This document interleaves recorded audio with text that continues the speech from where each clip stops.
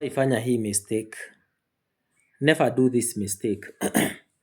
Kuna mistake watu wengi hufanya sana when buying a vehicle, kuchukua loan. Na sijasema loan ni mbaya. I want you to listen very careful. Usiwahi chukua loan for you to buy private car. A private car, I mean, umechukua loan na gari ya kujiendesha. Please never do that. So most of the people wenye huwa wanachotwa, unakuta mtu maybe amesave, maybe ako na ka 600,000, 700,000. Ukikuwa na hiyo pesa, even 400, even 500, ukienda kwa muhindi, yes utapewa gari.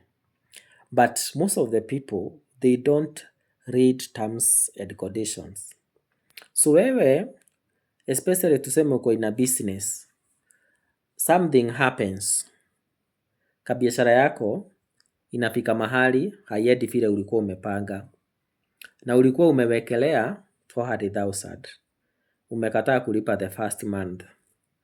So, utaanza kupewa demand letter ya kulipa. So, what these guys do, ukishindwa kulipa the second month, and mind you, lazima utalipa interest ukichelewa na kulipa. Mwezi wa 3, gari yako inachotwa. Irrespective, ulikuwa umebakisha how much kulipa, hata kama ilikuwa imebaki 3 months kulipa.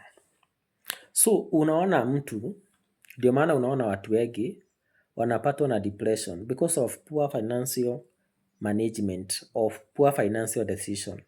Because you would rather buy a second hand car, because ukikuwa na that 600,000, even 500, you can get a well-maintained second car.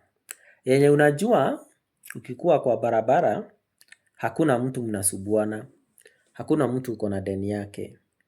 Kuliko kila mahali, ama kila wakati umekaa hivyo, unaona simu, unasikia kustuka.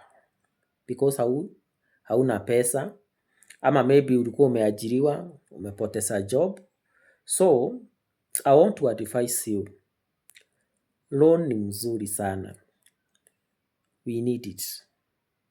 But as much as we need loan, make sure you are doing, yani unachukua loan kufanya kitu ambayo ni productive. Kama tuseme unanunua matatu ya kuenda kwa barabara, that one is understandable because imeenda kutengeneza pesa.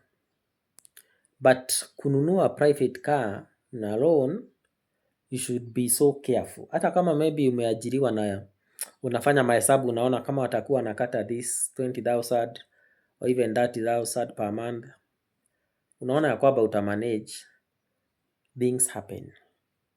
Shit inaweza kukufanyikia upoteze hiyo job. Maana kuajiriwa sio kuoleka. Na at that time, ndio utagundua ya kwamba you made a poor financial decision. So, make sure ya kwamba, because wakati wenye unachukua loan, watakuwa so friendly, but wakati wenye utashindwa kulipa hiyo loan, itakuwa gumu sana ya kujitetea hapo.